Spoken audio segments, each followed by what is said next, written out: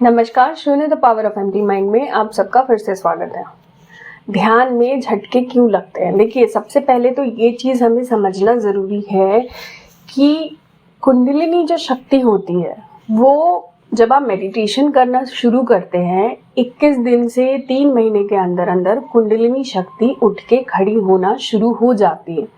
जैसे कि एक पेड़ होता है, जब आपने उस पेड़ को लगाया, मतलब छोटे से पौधे को लगाया, तो उसका जो टहनी होती है वो बढ़ना शुरू हो जाता है, पर उस पे पत्ते धीरे धीरे आते हैं, है ना। उसी तरह से कुंडलिनी शक्ति तो खड़ी हो जाती है, बट बात आती है आपके चक्र क्लिनजिंग की। कुंडलिनी शक्ति एक तरफ से आपको प्रोसेस में दिखा देती है कि हाँ मैं चढ़ रही हूँ ऊपर, बट एग्जैक्टली जो बोलते हैं ना कुंडलिनी में पानी भरना, जो कि मैंने अपने कई सारे वीडियोस में बताया है आपको कि कुंडलिनी शक्ति को खड़े रहने के लिए रेगुलर बेसिस पे, ताकि वो नीचे ना आए, उसके लिए एक लिगामेंट, एक पानी, एक ल्यूब्रिकेंट की ज़रूरत होती है। इसको आप किसी भी नाम से पुकार सकते हैं। अब जैसे जैसे चक्र आपके क्लीन होते हैं, एक्टिव होते हैं और फिर बैलेंस होते हैं, वैसे वैसे कुंडलिनी शक्ति का वो पानी ऊपर की तरफ उठता है। चक्र बैलेंस होना या ओपन होना डिपेंड करता है कि आपके कर्म कैसे हैं। जैसे जैसे आपके कर्म धुलते चले जाते हैं, वैसे वैसे आपकी कुंडलिनी ऊपर की तरफ बढ़ना शुरू हो जाती है। कई लोगों ने मुझसे ये बात पूछी कि सुषुम्ना नाड़ी, मतलब हमें कैसे पता चले कि सुषुम्ना नाड़ी हमारी भर रही है, या फिर हमें कई बार ऐसा फील होता है कि पीछे से चींटी जैसा कुछ ऊपर की तरफ आ रहा है, या ऐसा लगता है कि हमारी हड्डियों में दर्द हो रहा है, रीढ़ की हड्डी में, या कई बार ऐसा भी बोला जाता है कि हमें ऐसा लगता है कि कुछ सांप जैसा ऊपर की तरफ उठ रहा है।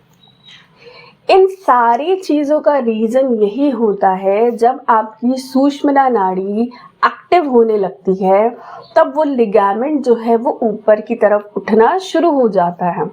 जब वो लिगामेंट ऊपर की तरफ उठता है ना, तो वो हर बार अपने नॉट को तोड़ता है। यही कारण है कि हमको कई बार ऐसा लग रहा होता है कि चींटियाँ ऊपर चढ़ रही है, या सांप जैसा कुछ ऊपर की तरफ बढ़ रहा है, या फिर कई बार ऐसा लगता है कि हमारी रीढ़ की हड्डी में दर्द हो रहा है। रीढ़ की हड्डी में दर्द कब होता है? जब सुषुम्ना नाड़ी में वो लिगामेंट भरना शुरू हो जाता है, तब आपकी रीढ़ की हड्डी बिल्कुल स्ट्रेट हो जाती है। तो जिन लोगों को भी थोड़ी सी आदत है ना बेंटिंग की, मतलब आपने देखा होगा कई सारे लोग थोड़ा सा झुक के चलते हैं, या झुक के बैठते हैं, या बिल्कुल स्ट्रेट बैठ नहीं पाते, उनको अपनी रीढ़ की हड्डी में दर्द होता है, क्योंकि सुषुम्ना नाड़ी उस रीढ़ की हड्डी को पूरी तरह से सीधी कर देती है या सीधा कर देती है। ठीक है, तो इसी कारण से ये प्रॉब्लम्स होती है। अब झटके आपको क्यों लगते हैं, ये भी मैंने आपको कई सारे वीडियोस में बताया है। जैसे जैसे नॉट तोड़ने की कोशिश कुंडलिनी शक्ति करती है, वैसे वैसे आपको पेन होना शुरू होता है, दर्द होना शुरू होता है, और आपको कई बार उसकी आवाज़ भी कट कट सी आवाज़ आती है, या आवाज़ कई तरह की हो सकती है।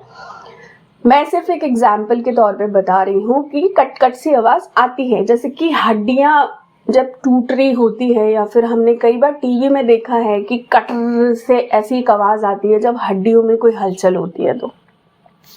तो इन चीज़ों से आपको घबराना नहीं है, अपना मेडिटेशन करना नहीं छोड़ना है। ये तो साइंस होते हैं अच्छे कि नहीं, अब आपकी कुंडलिनी शक्ति ऊपर की तरफ उठ रही है।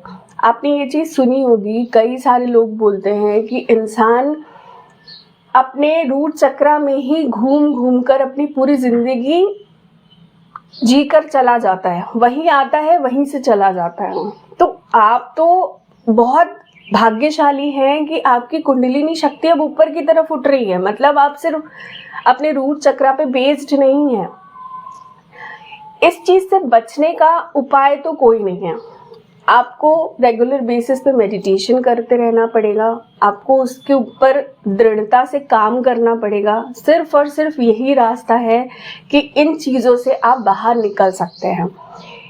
बाकी बात रही कि बहुत सारे लोगों को ये फील होता है, बहुत सारे लोगों को नहीं होता, नहीं होने का कारण ये होता है कि उनके कर्म बहुत अच्छे हैं। अगर आपके कर्म अच्छे हैं तो फिर आपको कुंडलिनी शक्ति या फिर अपने चक्र को बैलेंस करने में इतना ज़्यादा समय नहीं लगता, ना ही वो इतना पेनफुल होता है।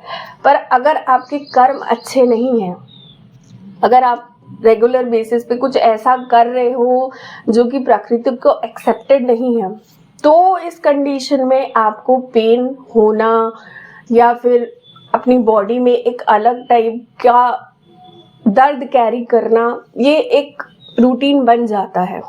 बाकी इस चीज़ का भी एक समय के बाद स्टॉपेज ज़रूर आता है, बट इस बात की गारंटी कोई नहीं दे सकता कि ये स्टॉप कब होगा।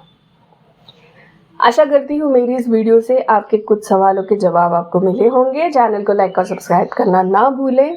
आज के लिए इतना ही। Thank you so very much.